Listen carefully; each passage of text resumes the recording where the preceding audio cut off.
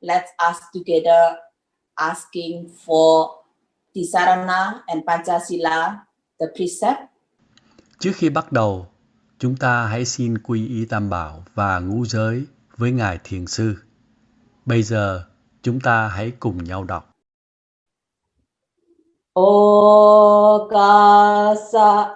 ahang bante samsara vata dukhato mochana thaya ti saranena saha panchasilang dhammang yachami Anugahang katwa silang dethame phante dutiyampi okasa ahang phante sangsara vata dukhato mojana thaya ti saranena saha panchasilang dhammang yachami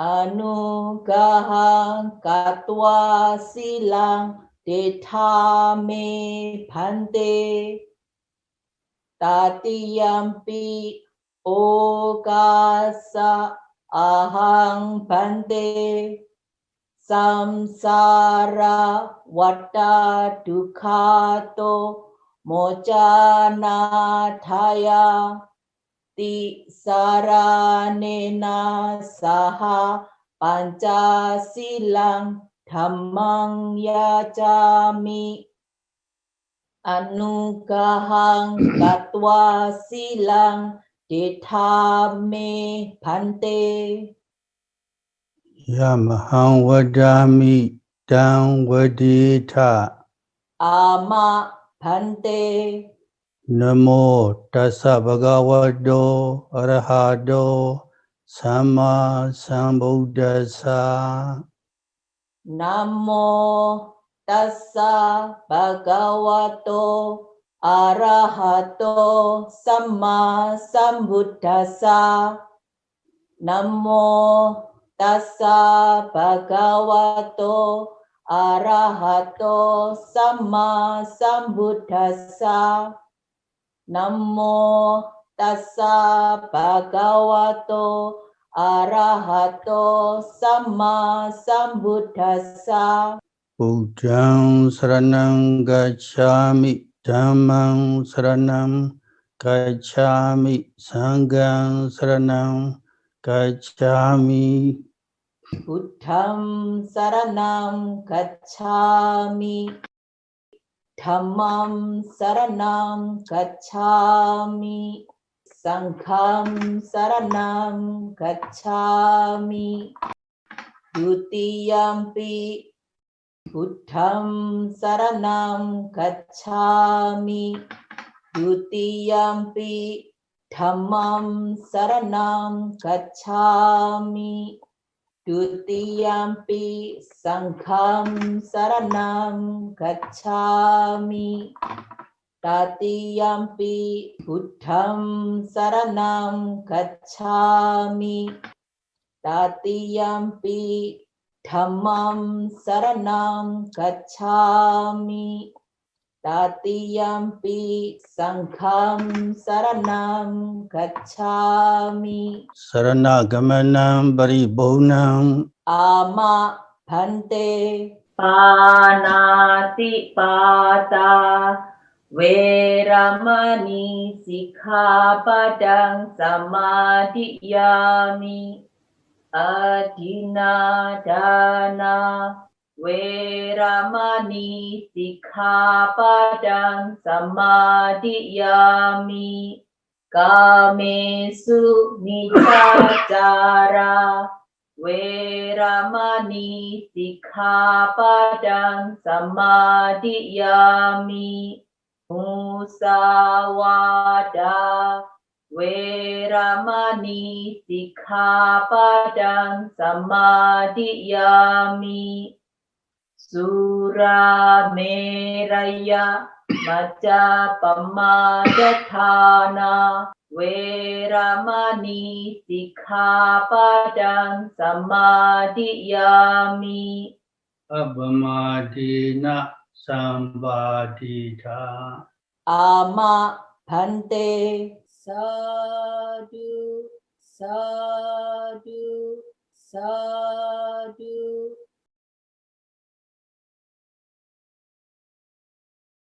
Today on September 25, 2022, I am going to continue the subject of last month's Dhamma talk on effort, Vïriya, mindfulness, Sati, and concentration, Samādhi, based on the writings of the Venerable Mahasi Sayadaw.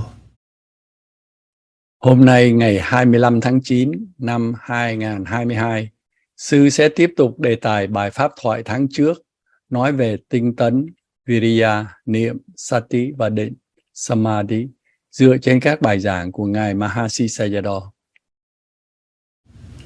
I also would like to share 3 more things that are especially noteworthy from Mahasi Sayadaw that I think will be beneficial to your practice. Sư cũng xin chia sẻ thêm 3 điều đáng ghi nhận của Ngài Mahasi Sayadaw mà Sư nghĩ sẽ giúp ích cho sự thực tập của quý thiền sinh. Number 1, Khanamata Thitigo Samādhi. Khanamata Thitigo, mental concentration or concentration of mind that rises only for a moment. At the moment the mind rises, it exists only for a moment. However, when it is strong, it is like jhana samadhi. When the noting mind rises, mental concentration or concentration of mind is stable for that moment.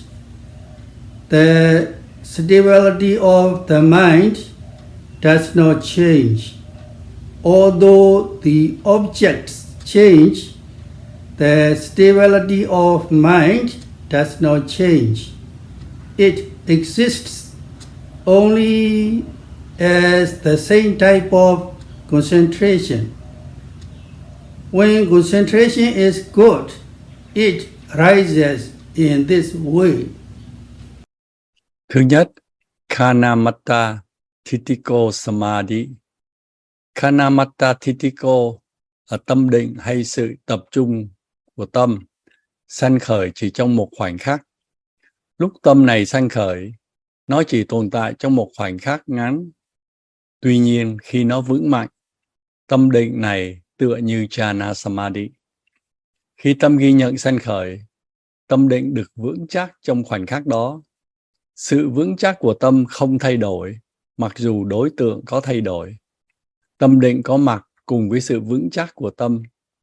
Khi tâm định tốt, nó sanh khởi như vậy. Number 2, they think that Samadhi means to stay only on a single object. According to the text, Ekaggata is explained in this way. Eka, one, eka, object.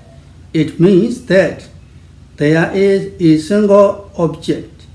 So, for Samadhi, there must be a single object. If there is more than one object, then Samadhi does not arise. Thus, if one follows and knows every seeing and hearing all the arising objects at the 6 sense doors, then there are many objects. Therefore, they say that concentration does not arise. They say this thinking wrongly. They say so because they do not know Samadhi well. Thứ hai, có nhiều người nghĩ rằng sự định tâm có nghĩa là tâm chỉ trụ trên một đối tượng duy nhất. Theo trong kinh sách, Ekagata được giải thích bằng cách này. Eka là một, Aga là đối tượng, có nghĩa là chỉ có một đối tượng. Do đó, đối với Samādhi phải chỉ có duy nhất một đối tượng. Nếu có nhiều hơn một đối tượng thì Samādhi không sinh khởi. Như vậy, nếu ai theo dõi và biết tất cả cái thấy, cái nghe ở sáu giác quan thì có nhiều đối tượng. Do đó họ nói rằng tâm định không thể sanh khởi.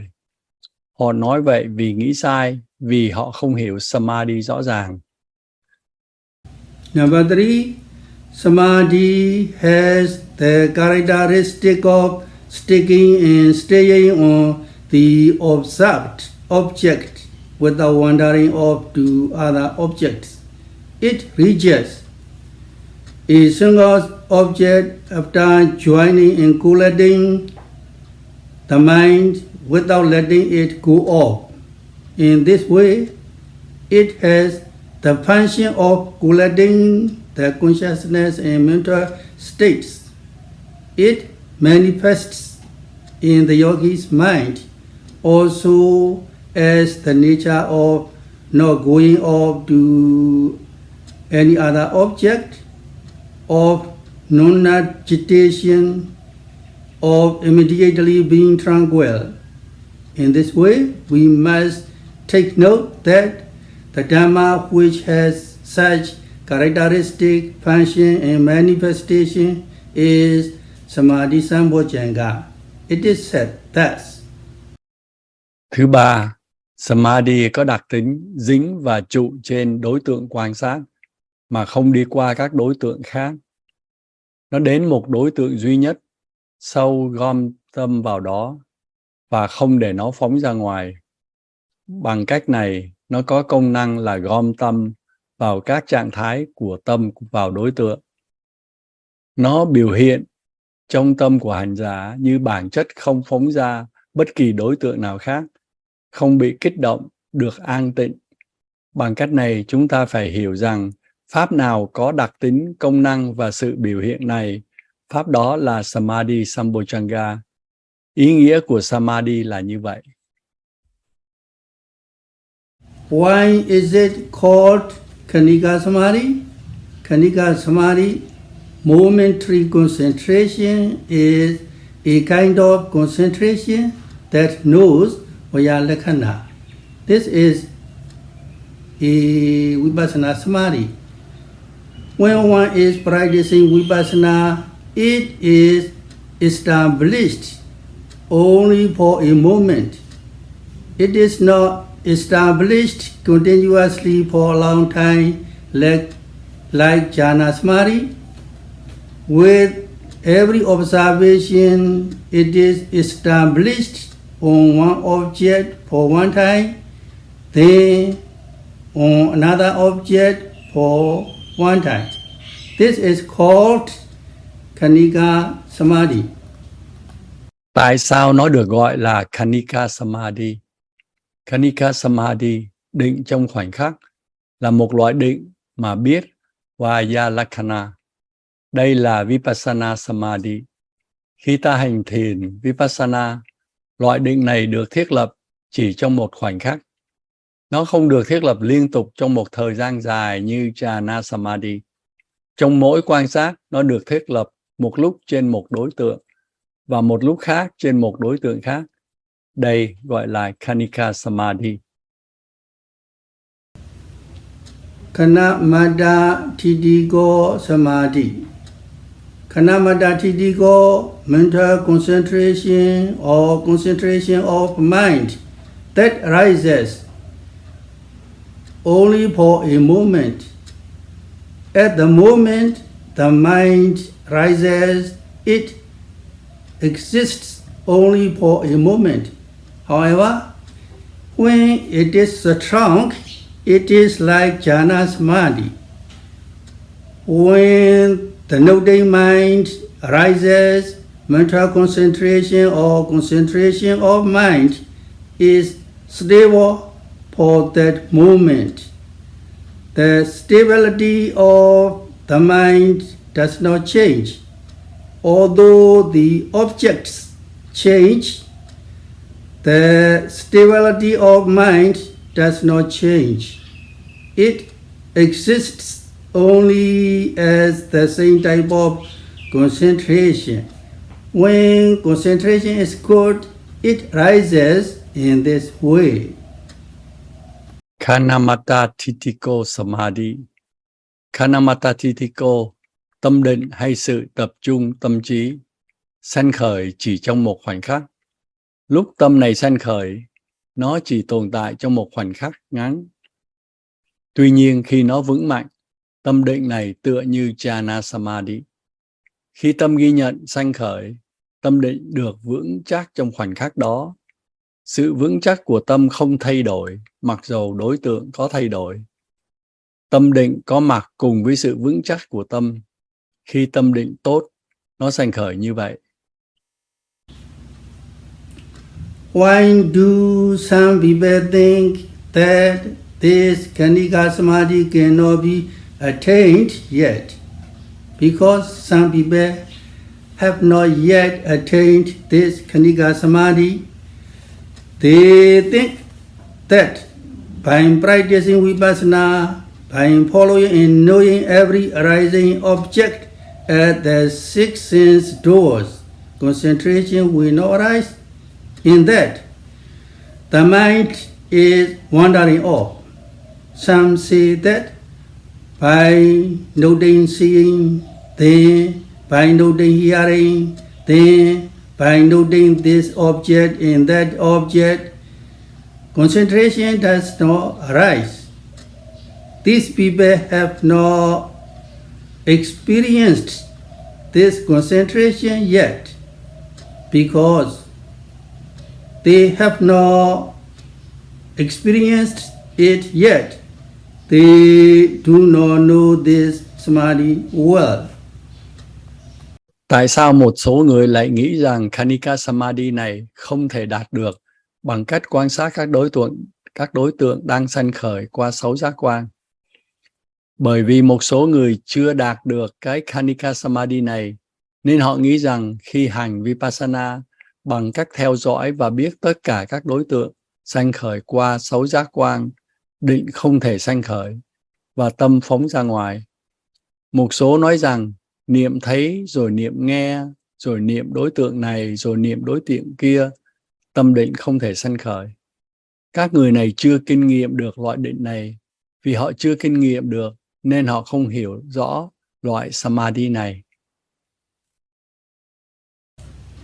They think that Samadhi means to stay only on a single object. According to the text, Ekagata is explained in this way: Eka, one, Eka object. It means that there is a single object. So, for Samadhi, there must be a single object. If there is more than one object, then Samadhi does not arise. Thus, if one follows and knows every seeing and hearing all the arising objects at the six sense doors, then there are many objects. Therefore, they say that concentration does not arise. They say this thinking wrongly. They say so because they do not know Samadhi well. Họ nghĩ rằng sự định tâm có nghĩa là chỉ trụ trên một đối tượng duy nhất. Theo trong kinh sách Ekagata được giải thích bằng cách này: Eka là một, Aga là đối tượng, có nghĩa là chỉ có một đối tượng. Do đó, đối với Samadhi phải chỉ có duy nhất một đối tượng. Nếu có nhiều hơn một đối tượng thì Samadhi không thể sanh khởi. Như vậy, nếu ai theo dõi và biết tất cả cái thấy, cái nghe ở 6 giác quan thì có nhiều đối tượng. Do đó họ nói rằng tâm định không thể sanh khởi. Họ nói vậy vì nghĩ sai, vì họ không hiểu Samādhi rõ ràng. What is Pabandha Samadhi? Jhana Samadhi is called Pabandha Samadhi. The mind stays continuously only on a single object, such as the kasina. When one is contemplating Bhatavi, etc., the object stays permanently. There is no arising and passing away. The nimitta is permanent. Also, for one who is observing the in and out breath, when the nimitta of the in and out breath rises, the nimitta rises permanently. There is no break or gap. The object stays permanently. This is called Pabandha Samadhi. It is permanent. Vipassana knowledge cannot arise. Pabandha Samadhi là gì? Jhana Samadhi được gọi là Pabandha Samadhi. Tâm nằm liên tục chỉ trên một đối tượng, chẳng hạn như đĩa, kasina. Khi ta quán đất, vân vân, đối tượng tồn tại mãi mãi. Nó không sanh, không diệt. Cái tướng hay nimitta luôn thường còn. Cũng vậy, đối với ai ghi nhận hơi thở ra, vào, khi cái tướng hay nimitta của hơi thở hiện ra, cái tướng này hiện ra một cách thường còn, liên tục, không có kẽ hở. Đối tượng có mặt một cách vĩnh viễn. Đây gọi là Pabandha Samadhi. Vì nó thường còn nên tuệ Vipassana không thể sanh khởi.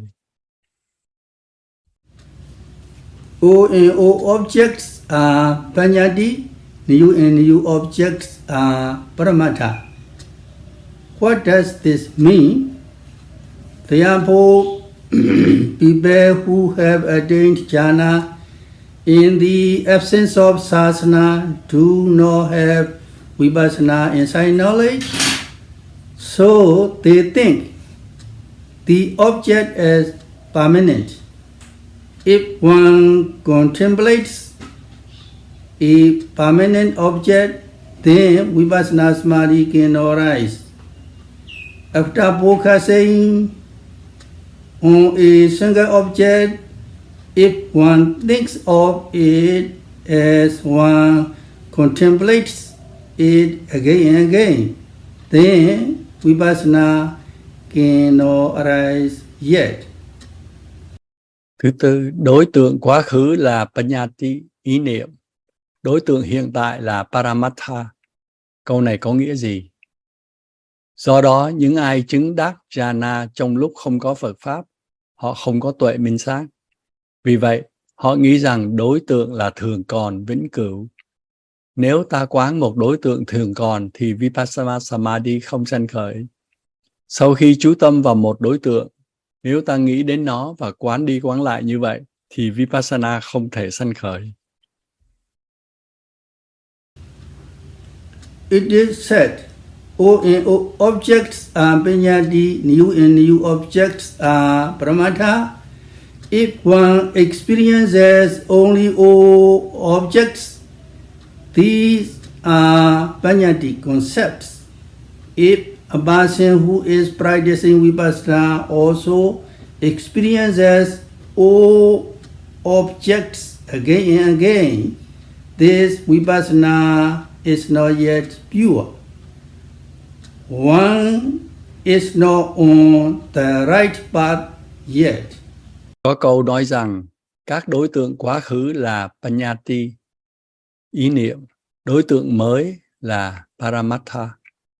Nếu ta chỉ kinh nghiệm các đối tượng quá khứ thì đây là Panyati, ý niệm. Nếu ai hành Vipassana mà luôn kinh nghiệm những đối tượng quá khứ thì Vipassana này không phải là Vipassana thật. Người ấy chưa đi đúng đường. One must know new and new objects. Every seeing is new. Every hearing is new. Every touching is new. They are only new objects. After seeing it, immediately disappears. After seeing it, disappears. Only when one sees that every act of seeing is only new phenomena, one sees true Paramatha, ultimate reality. One cannot take physical and mental phenomena as an object twice. Physical and mental phenomena arise only for a moment, like a lightning flash. Lightning only flashes once. A subsequent flash of lightning is new one. Hành giả phải biết các đối tượng mới hay là các đối tượng trong hiện tại. Mỗi cái thấy đều mới, mỗi cái nghe đều mới, mỗi cái đụng đều mới. Chúng chỉ là các đối tượng mới. Sau khi thấy, nó biến đi ngay lập tức. Chỉ khi nào ta biết rằng sự thấy chỉ là các hiện tượng mới, ta mới thấy chân đế Paramatha, cái thực tế tối hậu. Ta không thể thấy một hiện tượng danh sắc hai lần. Hiện tượng danh sắc chỉ diễn ra trong một khoảnh khắc, giống như tia chớp. Tia chớp chỉ chiếu sáng một lần. Tia chớp kế tiếp là một tia chớp mới. How does Vipassana knowledge arise? The physical and mental phenomena that arise at the six sense doors are only new ones. Vipassana knowledge arises after knowing physical and mental phenomena as newly arising, and only after one sees each object separately and arising and passing away. Vipassana is not Pavana Samādhi, it is Khanika Samādhi. It exists only for a moment. Làm sao tuệ Vipassana sanh khởi? Các hiện tượng danh sắc sanh khởi qua 6 cửa giác quan chỉ là những hiện tượng mới. Tuệ Vipassana sanh khởi sau khi biết các hiện tượng danh sắc vừa mới sanh khởi, và chỉ khi ta thấy mỗi đối tượng sanh diệt một cách riêng biệt. Vipassana không phải là Pabandha Samādhi, nó là Khanika Samādhi, nó chỉ hiện hữu trong một khoảnh khắc. For example, when noting rising, the mind stays on the object of rising only for a moment. When one notes falling, the mind sticks on the object of falling. When one notes stiff, the mind sticks onto the object of stiffness. Also, when one notes stiff again, the mind sticks onto the object of stiffness again. Also, when one notes pain, the mind sticks onto the object of the first pain. Then, when one notes pain again, the mind sticks onto the object of the pain that arises again. Chẳng hạn, khi đang ghi nhận phòng, tâm nằm trên đối tượng phòng chỉ trong một khoảnh khắc. Khi ta ghi nhận xẹp, tâm dính sát vào đối tượng xẹp. Khi ta ghi nhận cứng, tâm dính trên đối tượng cứng. Thêm nữa, khi ta ghi nhận cứng một lần nữa, tâm dính trên đối tượng cứng một lần nữa. Khi ta ghi nhận đau, tâm dính trên đối tượng đau đầu tiên. Và khi ta ghi nhận đau một lần nữa, tâm dính sát trên đối tượng đau một lần nữa. Establishing the mind on one object once is Khanika Samādhi. Only when there is this momentary concentration, Vipassana knowledge arises. After momentary concentration and vipassana knowledge arise, develop stage by stage. After attaining the noble path, mega samadhi and plus samadhi will arise. One must proceed in this way.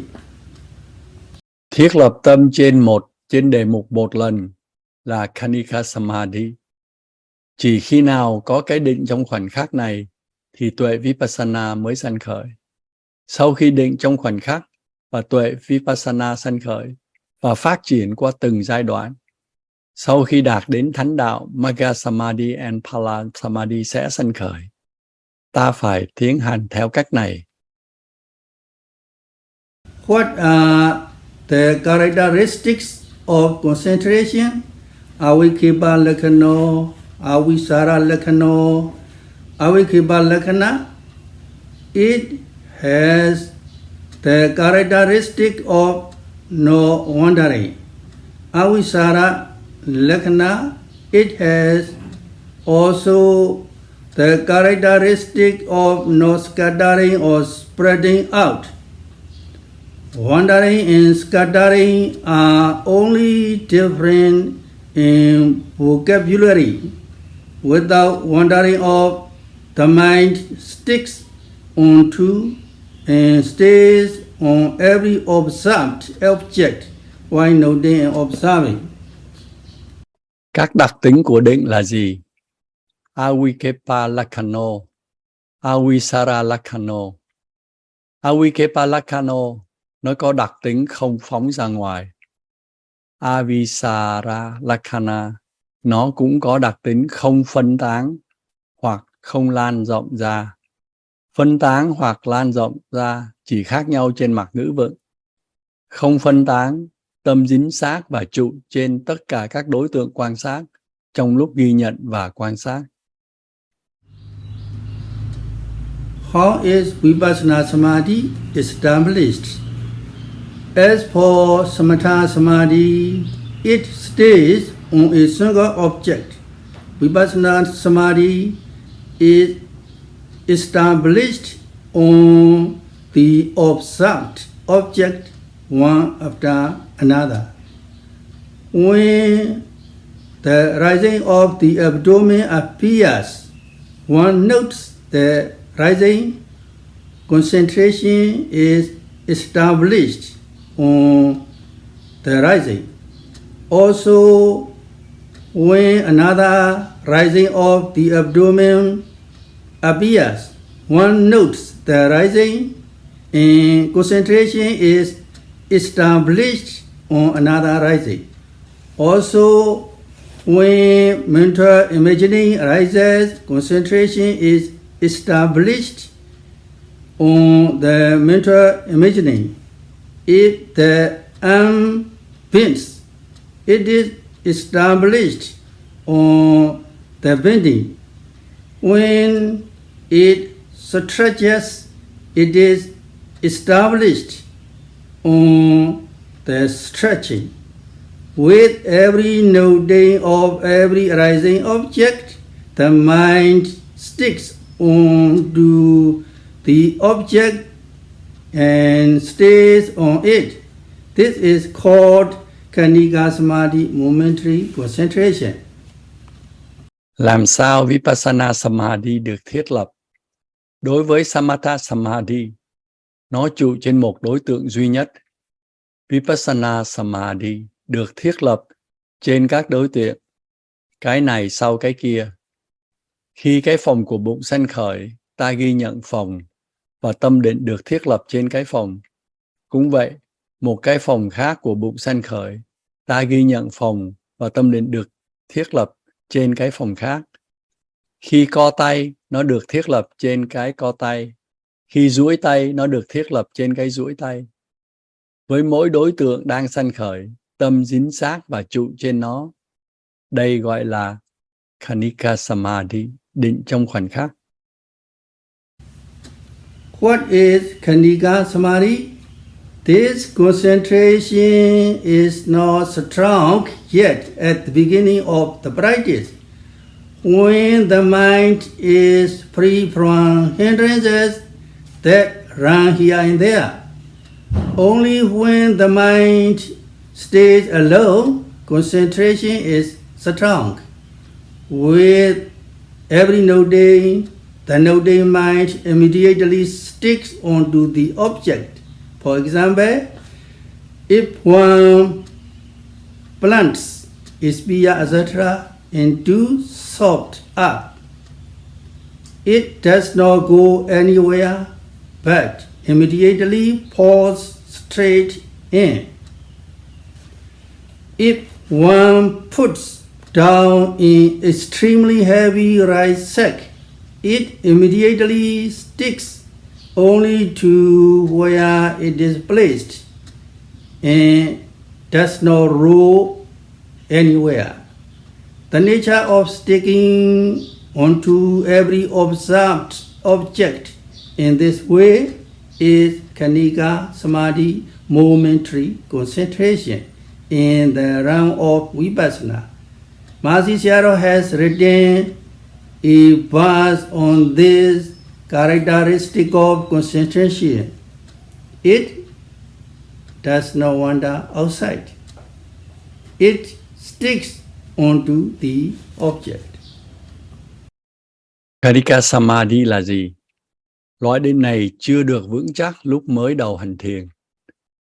Khi tâm còn thích đi đó đây, được thoát ra khỏi các chướng ngại. Chỉ khi tâm không bị chi phối, thì sự định tâm mới vững mạnh. Trong mỗi ghi nhận, tâm ghi nhận chính xác vào đối tượng ngay lập tức. Chẳng hạn như khi ta cắm một cây giáo vào mảnh đất mềm, nó không đi đâu cả, chỉ cắm thẳng sâu vào đất.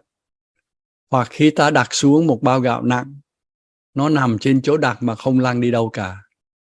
Bản chất bám sát vào mọi đối tượng quan sát như vậy là Khanika Samādhi. Định trong khoảnh khắc thuộc lĩnh vực của Vipassana. Ngài Mahasi có viết câu kệ về đặc tính của định này. Nó không đi ra ngoài, nó chìm sâu vào đối tượng. This means that it is as though the mind sticks and stays on the object without wandering off elsewhere. Only when one experiences this kind of concentration does one know it. If one has not experienced it yet, one does not know it yet. If one has not experienced it yet, one thinks that one can gain Pabanda Samādhi by thinking. This momentary concentration cannot be gained by reflection. Đây có nghĩa là tựa như tâm dính xác và trụ trên đối tượng mà không đi đâu khác. Chỉ khi nào ta kinh nghiệm loại định này thì ta mới hiểu được nó. Nếu ai chưa từng kinh nghiệm nó thì họ chưa hiểu được.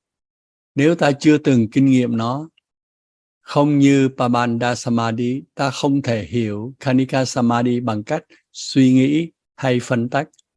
Loại định trong khoảnh khắc này không thể hiểu được bằng sự suy gẫm.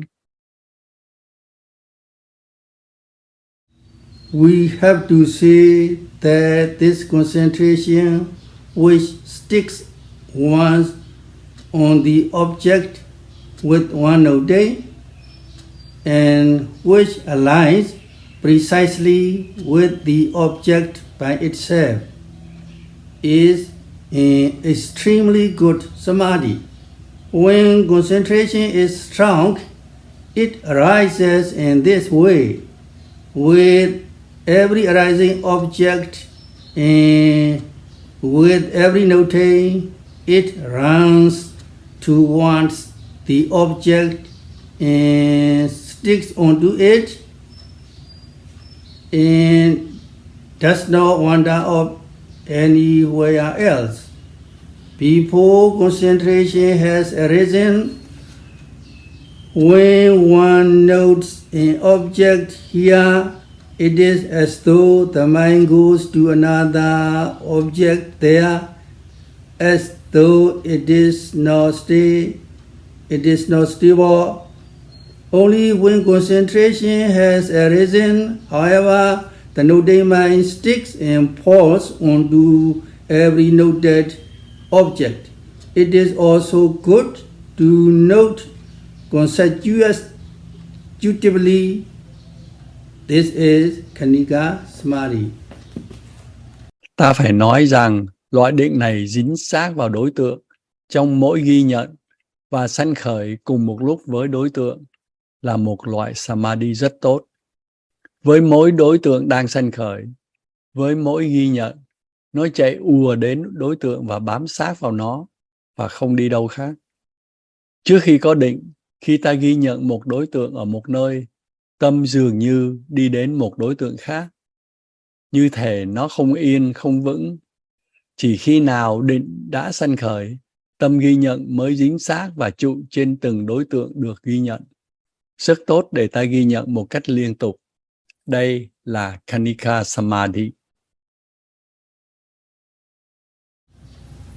What is the function of Samādhi?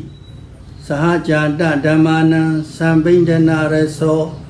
Sahajata Dhammana associated consciousness and mental states. Sambindana Raso has the function of gathering. Its function is to combine mental dhammas. In the beginning, the mind goes here and there and has the nature of being in disorder. When Samādhi arises, the mind immediately becomes collected as though it penetrates into the object and does not go anywhere else, and does not scatter as though it gathers and combines together with a single object. What is it similar to? When left as it, rice powder and wheat powder scatter apart, grain by grain. When they are wet with water, the separate grains stick and cohere together. It is similar to this. Công năng của Samādhi là gì? Sahajata Dhammanang Sampindana Raso. Sahajata Dhammanang có nghĩa là liên kết. Sampayutta tâm và sở. Tâm và tâm sở. Sapindana Raso có công năng gom tụ. Nó có công năng đặt tâm và tâm sở trên đối tượng. Lúc đầu, tâm đi đó đây có bản chất bị rối loạn. Khi Samādhi sanh khởi, tâm lập tức gom tụ lại, như thể xuyên thấu vào đối tượng, không đi đâu khác, không phân tán, như thể nó gom tụ và kết hợp với một đối tượng. Nó tương tự như cái gì? Để yên bột gạo và bột mì. Để yên bột gạo và bột mì phân tán ra từng hạt một. Khi nó được tẩm ướp, các hạt bột dính lại với nhau, nó giống như vậy. It is as though Samādhi collects and joins together the associated consciousness and mental states so that they do not spread or go off the objects. It goes collectedly towards every observed object at night. If one powers up a handheld, a flashlight into white beam, then a white beam of light results. If one also narrows the beam, it is possible to do so. When one uses the narrow beam, one can see clearly straight ahead. objects in extended range, however, are not very clear. Như thể Samādhi gom tụ và kết hợp các tâm và tâm sở để chúng không phân tán và tách rời khỏi đối tượng. Chúng cùng trụ trên tất cả các đối tượng ghi nhận. Chẳng hạn buổi tối khi ta bật đèn pin qua cái độ tia rộng thì kết quả là ánh sáng tỏa rộng ra. Ta có thể bật qua độ tia tụ nhỏ nếu ta muốn. Khi ta để độ tia tụ nhỏ, ta có thể thấy rõ ràng trước mắt. Tuy nhiên, các vật khác ở chung quanh ta không thấy rõ. It is like this, just like the narrow beam of a flashlight. When concentration becomes strong, consciousness and mental states do not go to other objects, but immediately fall straight onto every observed object. It is extremely good. Only when one experiences this for oneself will one know it. If one doesn't experience it, one doesn't know it. This is the function of Samādhi. The function of this Samādhi is to gather associated states onto a single object without letting them scatter elsewhere. It gathers the mind onto a single object. Nó giống như vậy, như tia sáng tụ nhỏ của đèn pin. Khi định trở nên mạnh, tâm và tâm sở không đi đến các đối tượng khác, nhưng trụ ngay vào từng đối tượng được ghi nhận. Điều này rất tốt. Chỉ khi chính ta kinh nghiệm điều này, ta mới hiểu nó. Nếu không kinh nghiệm, ta không hiểu được. Đây là công năng của Samādhi. Công năng của loại định này là gom tụ tâm và tâm sở vào một đối tượng mà không để chúng phân tán nơi khác. Câu nói, nó gom tụ tâm vào một đối tượng duy nhất. What is the manifestation of Samādhi? Upasama-pachupatthano. It also appears in the yogi's mind as the nature of tranquility. Citta-thitti-pachupatthano. The commentaries also explain it as the nature of mental stability. It is like when there is no wind, a burning flame is still. In jhana samadhi, the mind stays on a single object and does not go anywhere. It stays on a single object such as Prithvi. Sự biểu hiện của Samādhi là gì? Upasama-pachupatthano.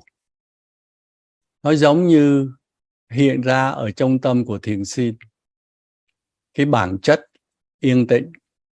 Citta-thitti-pachupatthano. Chú giải cũng giải thích rằng đó là có bản chất của cái sự vững chắc của tâm. Cũng tương tự như không có gió, một ngọn lửa được đứng yên. Ở trong thiền jhana samadhi, cái tâm nằm trên một đối tượng duy nhất và không đi đâu khác cả. Nó chỉ nằm trên một đối tượng, chẳng hạn như dĩa đất Pathavi. In Vipassana 2, when one notes objects arising at the six sense doors, concentration remains the same, while only the objects change. The mind stays calmly on the observed object by sticking on it. The stability of the preceding mind and the stability of the succeeding mind are the same. They are not different. With every noting, concentration is continuously stable. This is Jaitatiti Pachubatano, the nature of mental stability, the nature of tranquility. In this way, it is evident in the yogi's mind.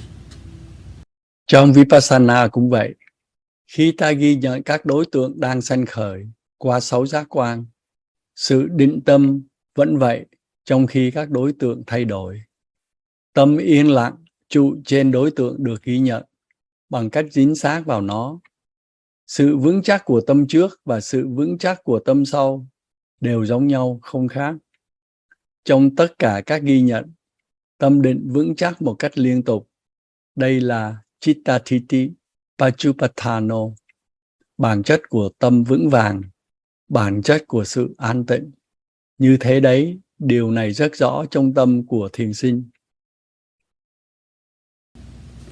Here we take the language of commentaries Upasama Pachupathano and translate it. It means it manifests as tranquility, like a flame burning where there is no wind. It is evident in the yogi's mind as the nature of staying still on every observed object, as the nature of sticking and staying on the object, as the nature of tranquility. It manifests as tranquility. One must remember Noble Samādhi Bojjhanga. Ở đây chúng ta dùng ngôn từ Upasama Pachupathano của chú giải và dịch nó.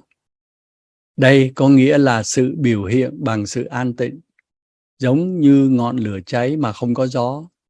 Điều này hiển nhiên trong tâm của thiền sinh, như bản chất yên tĩnh trên tất cả đối tượng được quan sát, như bản chất dính sát và trụ trên đối tượng, như bản chất tĩnh lặng. Samādhi has the characteristic of sticking and staying on every observed object without wandering off to other objects. It reaches a single object after joining and collecting the mind without letting it go off. In this way, it has the function of collecting the consciousness in the mental states.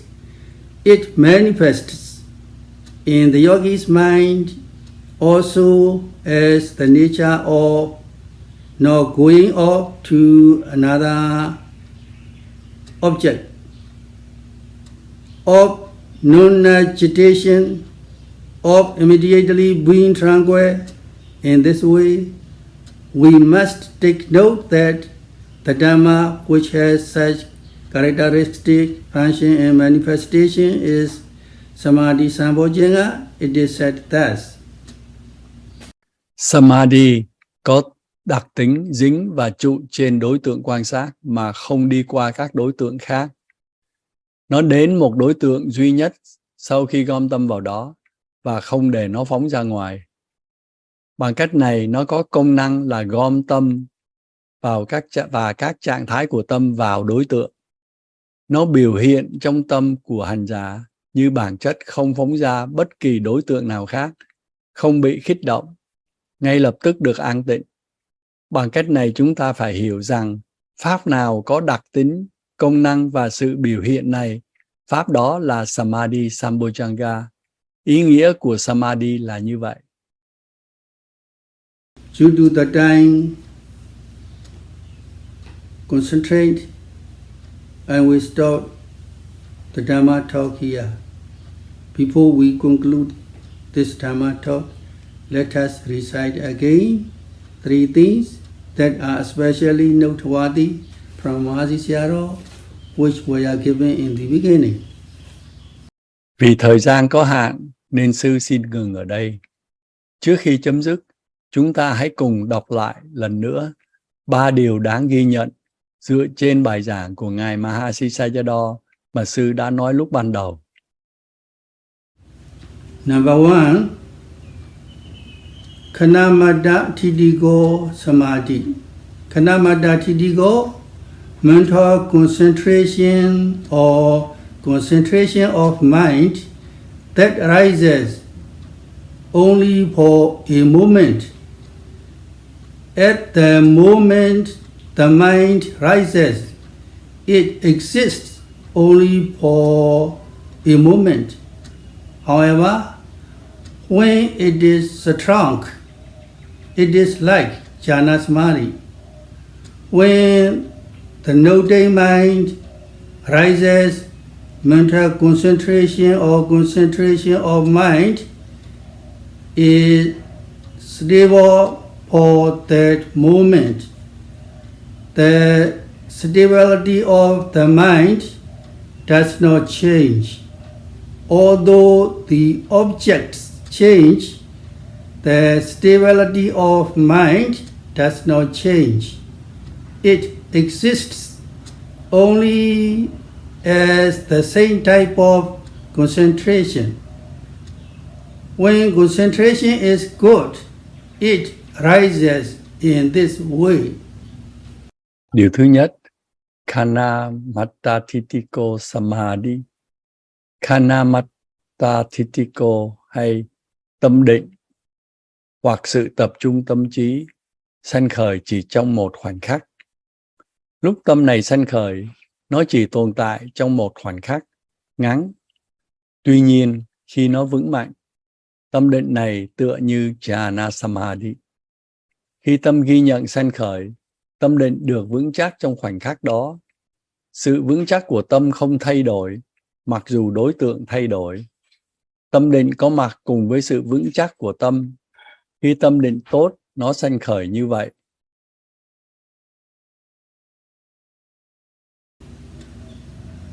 Number two, they think that samadhi means to stay only on a single object. According to the text, Ekaggata is explained in this way. Eka, one, eka, object. It means that there is a single object.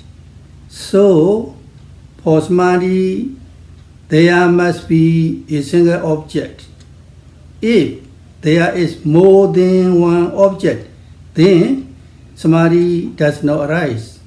Thus, if one follows and knows every seeing and hearing all the arising objects at the six sense doors, then there are many objects.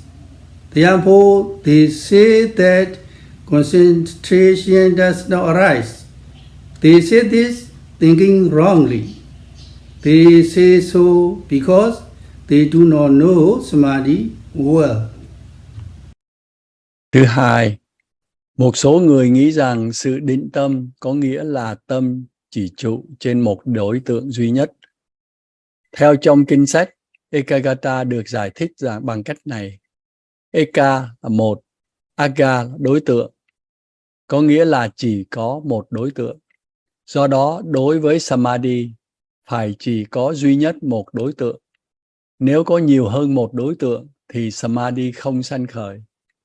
Như vậy, nếu ai theo dõi và biết tất cả cái thấy, cái nghe ở sáu giác quan, thì có nhiều đối tượng. Do đó, họ nói rằng tâm định không thể sanh khởi. Họ nói vậy vì nghĩ sai, vì họ không hiểu Samadhi rõ ràng. Number three, samadhi has the characteristic of sticking and staying on the observed object without wandering off to other objects. It reaches a single object after joining and collating the mind without letting it go off. In this way, it has the function of collating the consciousness and mental states.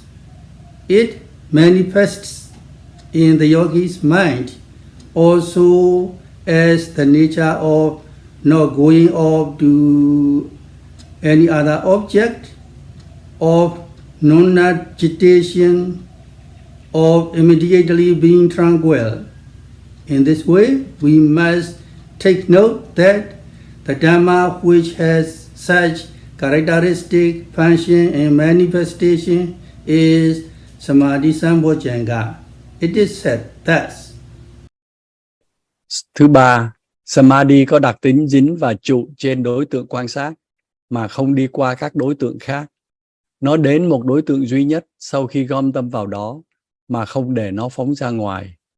Bằng cách này, nó có công năng là gom tâm và các trạng thái của tâm vào đối tượng. Nó biểu hiện trong tâm của hành giả như bản chất, không phóng ra bất kỳ đối tượng nào khác, không bị kích động, được an tịnh.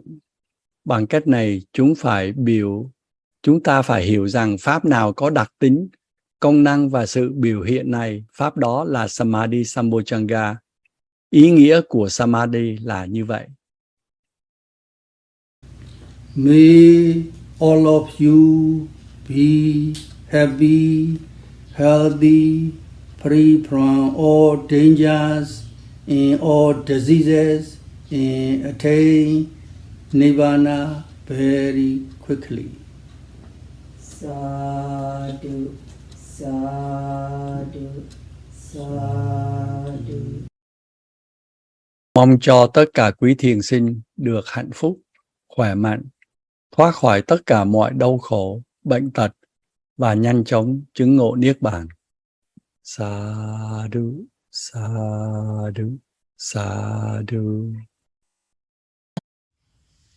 After we listen to the Dhamma talk today, and by keeping our precept, let us share our merits that we are already accumulated today to all beings. Let us recite together. Idang me punyang asavakaya vahang hotu. Idang me punyang nibbanasa pacayo hotu. Imang no punya bhagang sabasatanang dhema sabe satta sukhita bhavantu. Sadhu, sadhu, sadhu. Next month's Dhamma talk will occur on the 30th of October 2022. Buổi phát thoại cho tháng sau sẽ được diễn ra vào ngày 30 tháng 10 năm 2022 lúc 9 giờ sáng giờ Việt Nam, hay ngày 29 tháng 10 năm 2022 lúc 7 giờ tối giờ California.